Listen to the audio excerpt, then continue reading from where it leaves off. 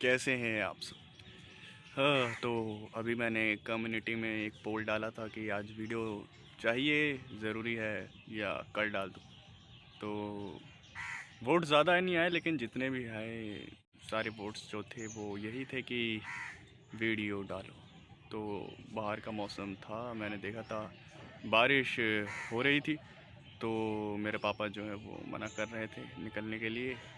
तो क्या कर सकते हैं भाई, बात को टाल तो सकते नहीं। तो बारिश रुक गई और फिर मैंने सोचा कि चलो रिकॉर्ड करना ज़रूरी है, तभी यहाँ पर आया हूँ। और पसीना तो भैया बहुत ज़्यादा हो रहा, मतलब हालत ख़राब हो गई है। हाँ, तो चलिए शुरू करते हैं, कहानी अब शुरू हो रही है। अपने अपने हेडफोन्स लगा लीजिए।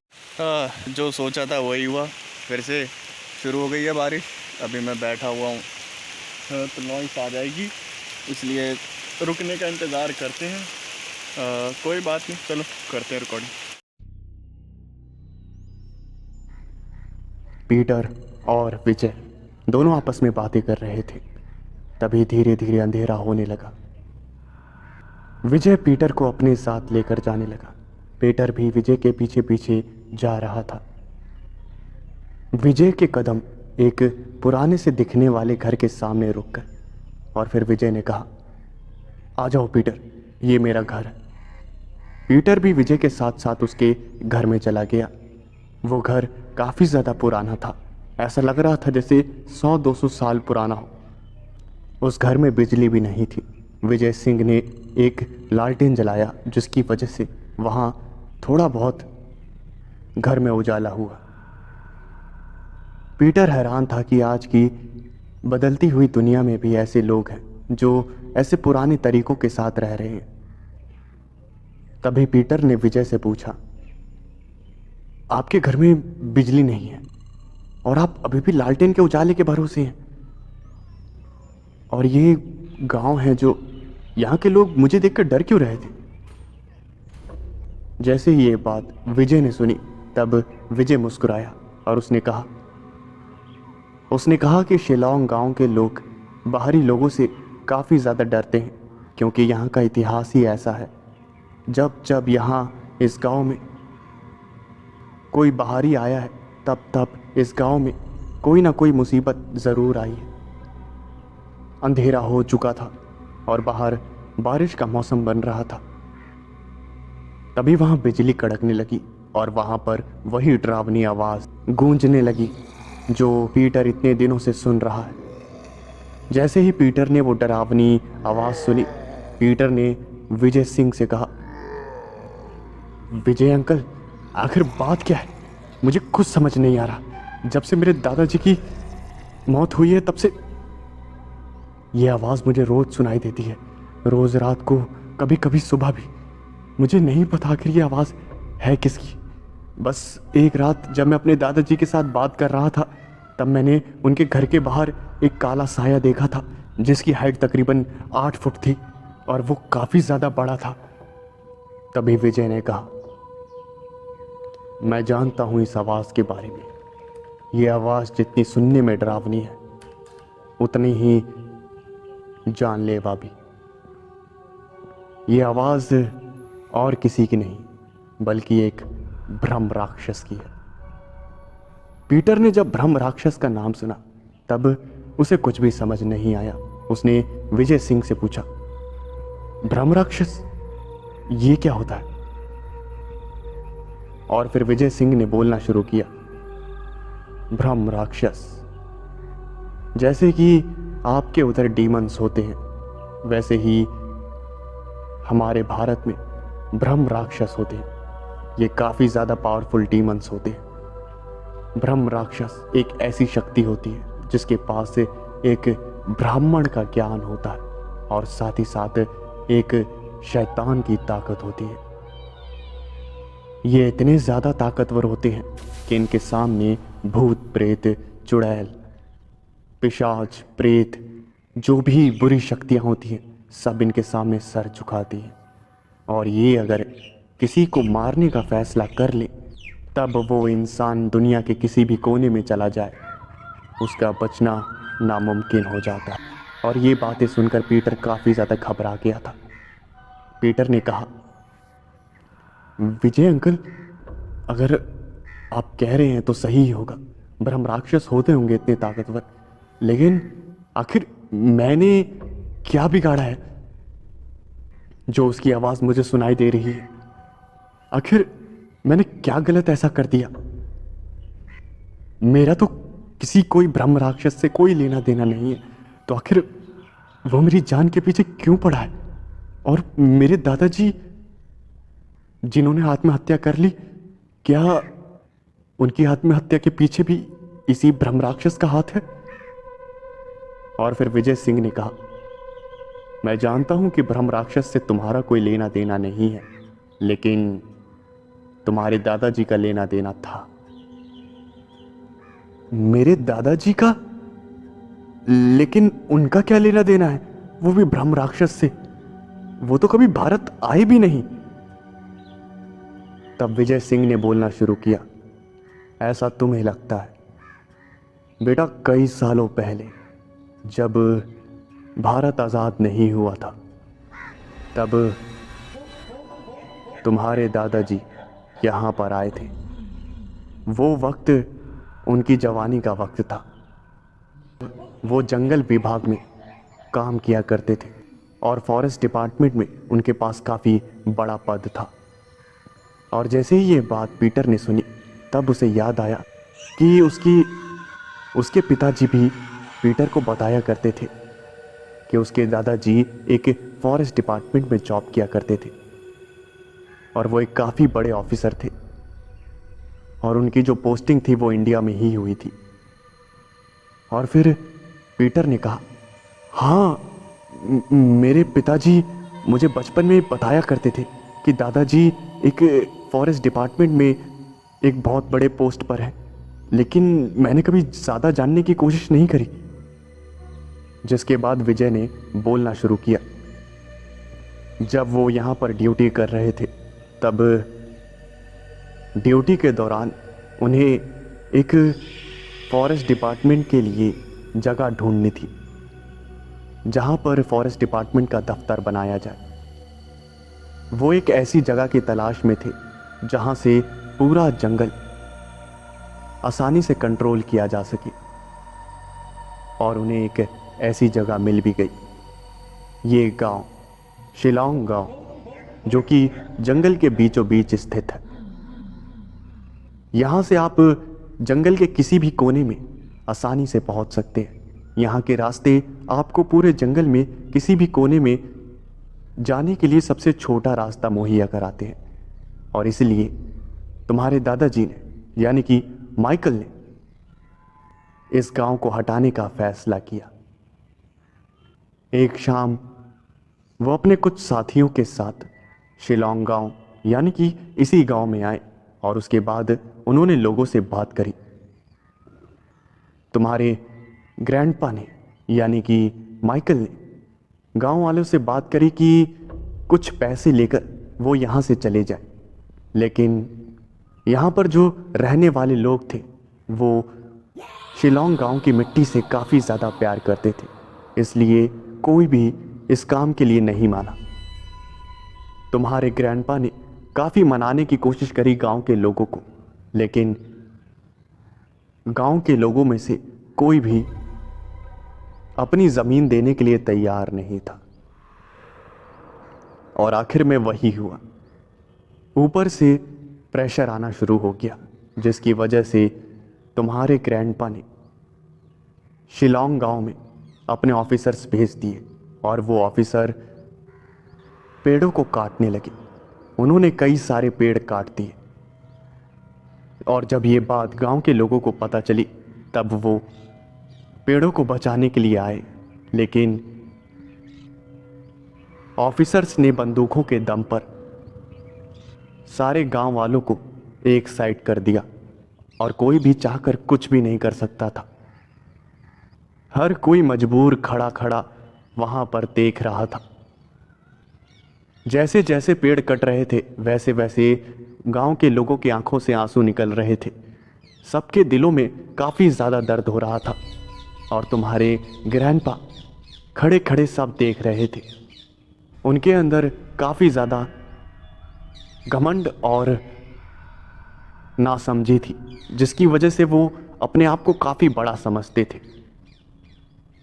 जैसे जैसे वो पेड़ काटते गए वैसे वैसे वो पूरी जो ज़मीन थी वो खाली होने लगी। लेकिन फिर आया वो दिन जिस दिन ने शिलोंग गांव की ज़मीन पर खून की नदियां बहा दी।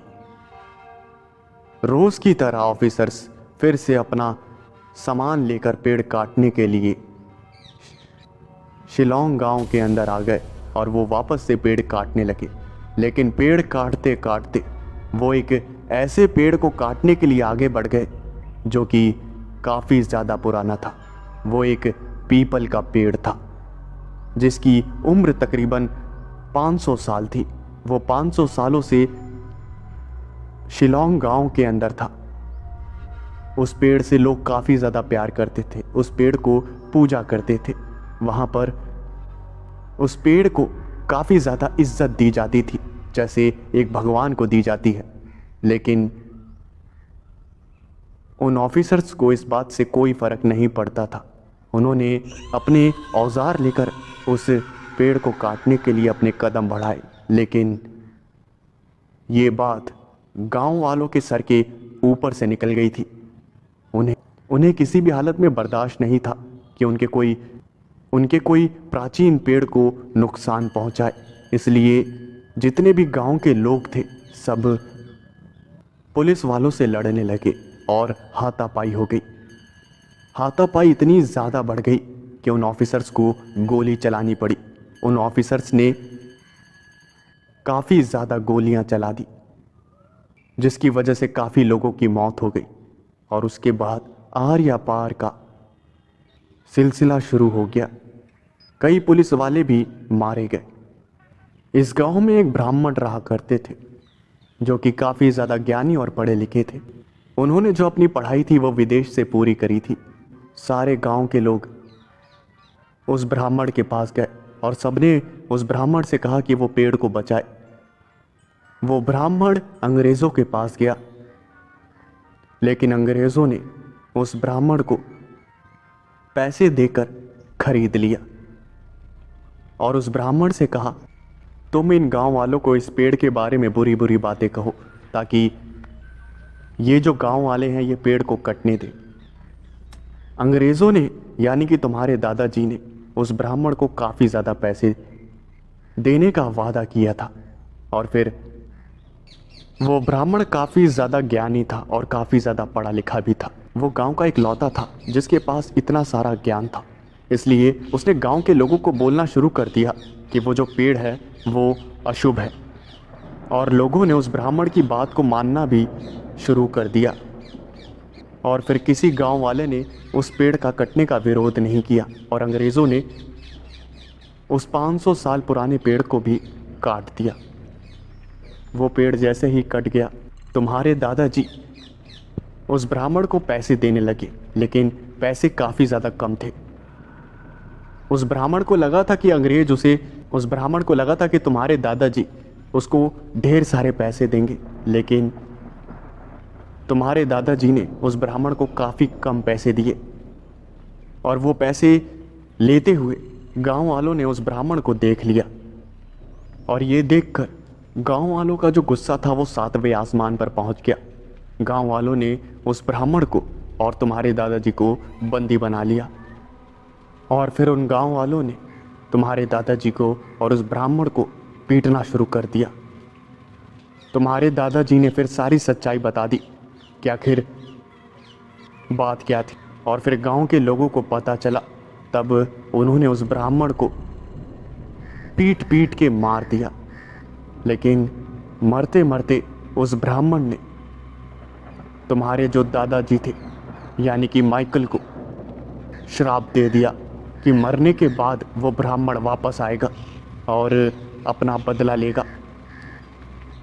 वो गांव वाले तुम्हारे दादाजी को भी पीट पीट के मारने वाले थे, लेकिन उससे पहले ही वहाँ पर ऑफिसर्स आ गए और वो तुम्हारे दादाजी को बंदूक के दम पर बचा कर ले गए। उस दिन के बाद से तुम्हारे दादाजी को रात में सपने के अंदर एक राक्षस नज़र आता था और वो राक्षस दिखने में काफ़ी ज़्यादा डरावना होता था। वो हमेशा तुम्हारे दादाजी की जान लेने की कोशिश करता रहता था। कई दिनों तक ये सब चलता रहा और जब बर्दाश्त से बाहर हो गया तब तुम्हारे दादाजी एक पंडित के पास आए और उन्होंने सारी बातें बताई। उस पंडित ने तुम्हारे दादाजी की मदद करी और उन्हें बताया कि इसी जंगल में एक मंदिर है और वो मंदिर काफ़ी ज़्यादा प्राचीन है। अगर तुम्हारे दादाजी वहाँ पर पूजा कर लेंगे तब वो ब्रह्म राक्षस काफ़ी सालों के लिए शांत हो जाएगा और कुछ भी नहीं कर पाएगा। उस वक्त तुम्हारे दादाजी जैसे तैसे अपनी जान बचाकर उस मंदिर के अंदर पहुंच गए और वो ब्रह्म राक्षस उनका पीछा करते करते उस मंदिर तक भी आ गया था, लेकिन वो मंदिर के अंदर नहीं आ पाया। तुम्हारे दादाजी ने उस मंदिर के अंदर काफ़ी पूजा करी और पूजा करने के बाद वो ब्रह्म राक्षस वहाँ से कहीं गायब हो गया। तुम्हारे दादाजी को पता था कि उस ब्रह्म राक्षस से उनका पीछा तो छूट गया है, लेकिन कई सालों बाद वो लौट कर आएगा और अपना बदला लेगा। इसलिए उन्होंने उस मंदिर तक जाने का एक नक्शा तैयार किया और अपने साथ विदेश लेकर चले गए। जैसे ये बात पीटर ने सुनी तब पीटर को यकीन नहीं हुआ कि उसके दादाजी के साथ ये सब हुआ था। तब उसने विजय से पूछा, लेकिन अगर ये सब सच है तो मेरे दादाजी तो अब इस दुनिया में नहीं है, तो वो ब्रह्म राक्षस हमें थोड़ी कोई नुकसान पहुंचाएगा, हमने तो उसका कुछ नहीं बिगाड़ा ना। और फिर उस विजय ने कहा, ब्रह्म राक्षस जब भी बदला लेता है तब अपने दुश्मन का पूरा नामो निशान मिटा देता है और साथ ही साथ उसके पूरे खानदान का। तुम्हारे दादाजी तो इस दुनिया से चले गए और उन्होंने आत्महत्या भी इसीलिए की क्योंकि उन्हें पता था आज नहीं तो कल ब्रह्म राक्षस उन्हें काफ़ी बुरी मौत मारेगा और वो तड़पती हुई मौत नहीं चाहते थे, इसलिए उन्होंने फांसी लगा ली। लेकिन अब तुम्हें अपनी जान बचानी है, तुम्हें उस ब्रह्म राक्षस की आवाज़ें सुनाई दे रही है ना। और फिर पीटर ने हाँ में सर हिलाया। पीटर ने फिर विजय से पूछा, आपको इतना कुछ कैसे पता है मेरे दादाजी के बारे में? और फिर विजय ने कहा, तुम्हारे दादाजी जिसके पास मदद मांगने के लिए आए थे वो मेरे पिताजी थे। मेरे पिताजी ने मुझे सारी बातें बताई थी और उन्होंने कहा था कि एक ना एक दिन तुम्हारे पास एक लड़का आएगा और उसका नाम पीटर होगा। तुम्हें किसी भी हालत में उसकी मदद करनी है।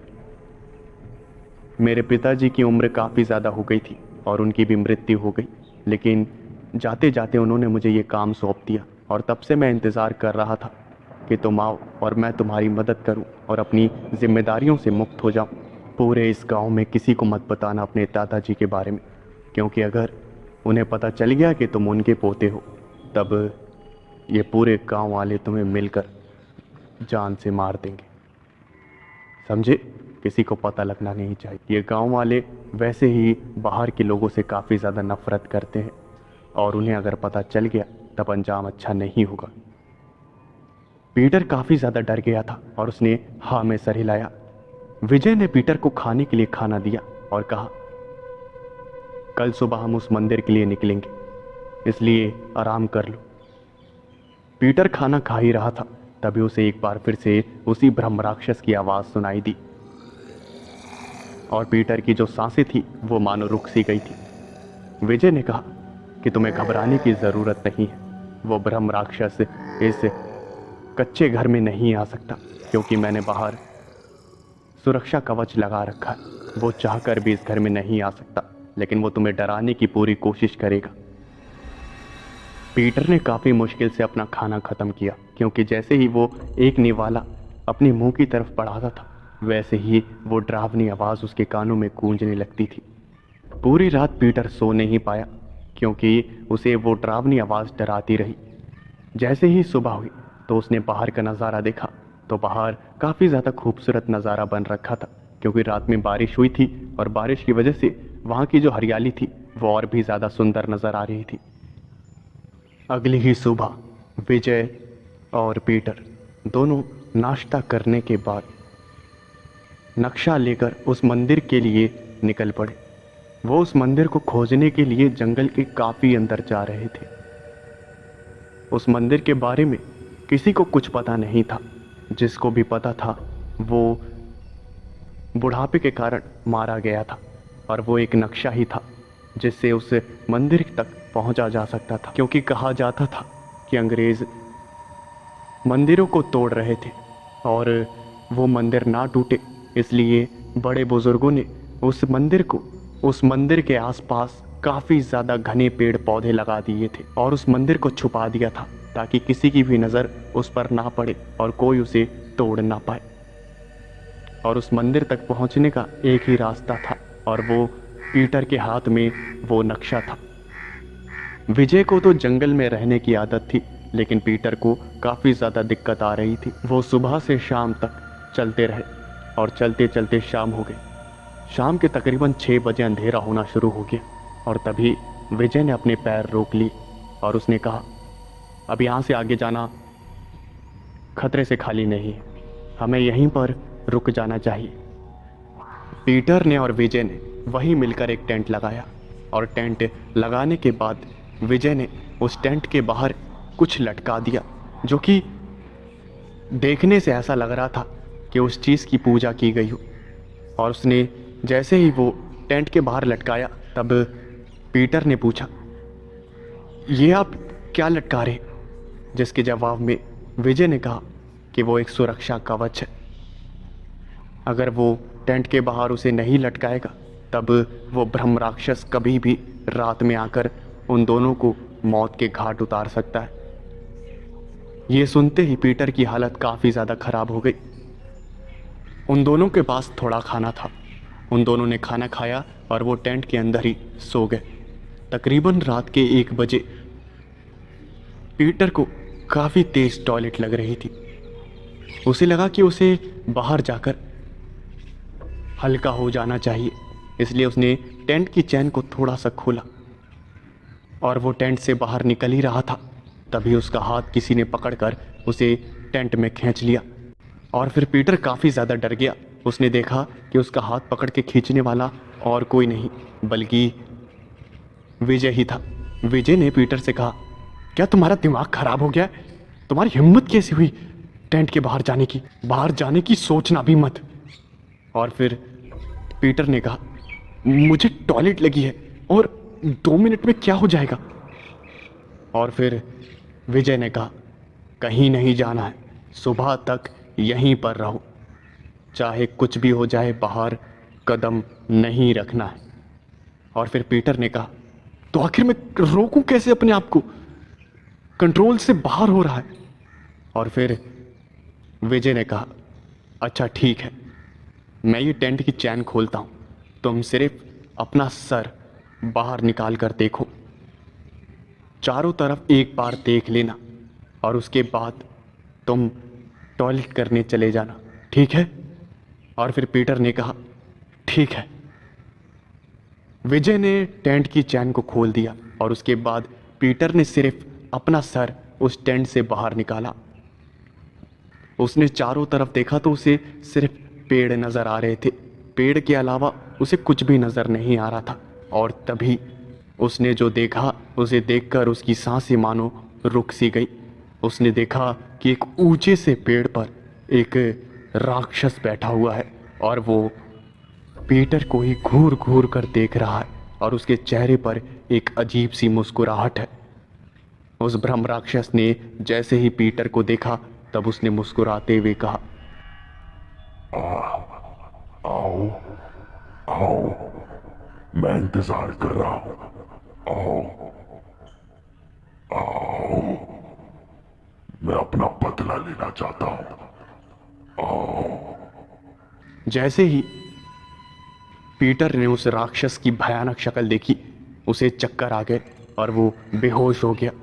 सुबह उसकी आंखें खुली तो उसने देखा कि विजय उसके बगल में बैठा हुआ था और विजय ने कहा, देख लिया, मैं रात को तुम्हें क्यों बाहर जाने से मना कर रहा था।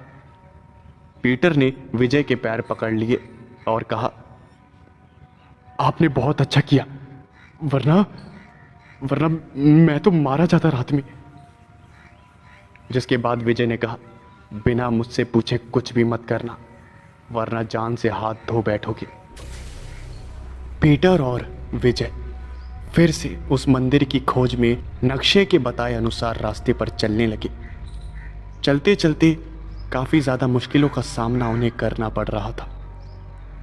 पीटर और विजय जा ही रहे थे, तभी पीटर को एक बड़े से पैर के निशान नजर आए, और जैसे ही उसने उस पैर को देखा तो वो पैर किसी इंसान के पैर लग रहे थे।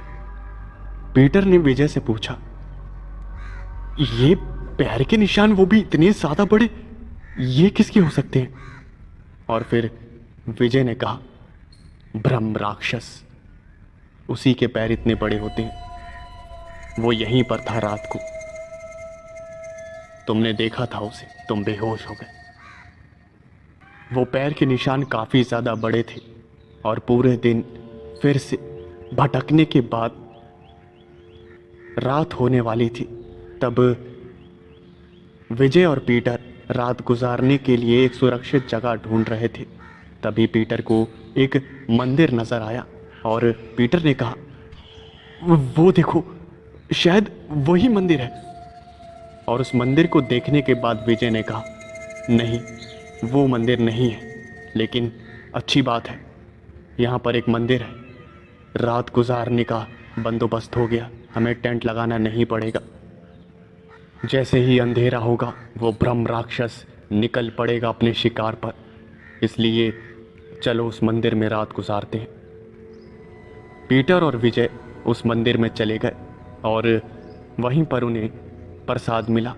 प्रसाद खाने के बाद उन्होंने उसी मंदिर में सोने का फैसला किया।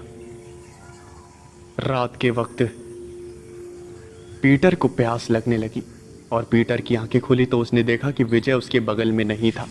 जब उसने अपने बगल में विजय को नहीं देखा, तब उसकी जो सांसें थी वो ऊपर नीचे होने लगी। वो चारों तरफ विजय को ढूंढने लगा, और तभी उसने देखा कि विजय मंदिर के बाहर एक पेड़ के नीचे बैठा हुआ था। और पीटर ने कहा, विजय, तुम उस पेड़ के नीचे क्या कर रहे हो? जिसके जवाब में विजय ने कुछ भी नहीं कहा। पीटर विजय की तरफ अपने कदम बढ़ाने लगा। कदम बढ़ाते बढ़ाते वो मंदिर से बाहर निकलने ही वाला था। तभी पीटर ने कहा, अरे विजय, तुम वहां कर क्या रहे हो? वो ब्रह्म राक्षस तुम्हें नुकसान पहुंचा देगा, मंदिर के अंदर आ जाओ। पीटर ने बहुत बार चिल्लाकर विजय से ये बात बोली, लेकिन विजय ने कोई जवाब नहीं दिया, और आखिरकार थक हार कर पीटर उस मंदिर के बाहर कदम रखने ही वाला था। तभी अचानक से उसे चिल्लाने की आवाज़ आई, पीटर! और फिर पीटर ने पीछे मुड़कर देखा तो उसने देखा कि विजय पीछे खड़ा था, और उसने पीटर से कहा, तुम बेवकूफ़ हो क्या? हर बार मौत को दावत क्यों देते हो? तुम क्यों जा रहे थे मंदिर के बाहर? और जैसे ही पीटर ने विजय को अपने पीछे देखा तब उसकी हालत खराब हो गई, और उसने कहा कि अभी तो तुम वहाँ उस पेड़ के नीचे बैठे हुए थे। और फिर पीटर ने उस पेड़ के नीचे देखा तो अभी भी विजय उस पेड़ के नीचे बैठा हुआ था। तब वो विजय जो कि पेड़ के नीचे बैठा हुआ था वो अजीब तरह से मुस्कुराने लगा, और देखते ही देखते उसने एक राक्षस का रूप ले लिया। और जब विजय ने उस राक्षस को देखा तब उसने पीटर से कहा, देखा, ये ब्रह्म राक्षस था, ये तुम्हें छलावे के जरिए मंदिर के बाहर लेकर आना चाहता था। अगर तुम बाहर कदम रख देते तब तुम्हारी मौत पक्की थी। तभी वो ब्रह्म राक्षस हंसने लगा, और उसने हंसते हुए कहा, चाहे कुछ भी कर लो, मैं तुम्हारे पूरे खानदान को खत्म कर दूंगा। सबसे पहले तुम्हें, फिर तुम्हारे माता पिता को। कोई तुम्हें नहीं बचा पाएगा।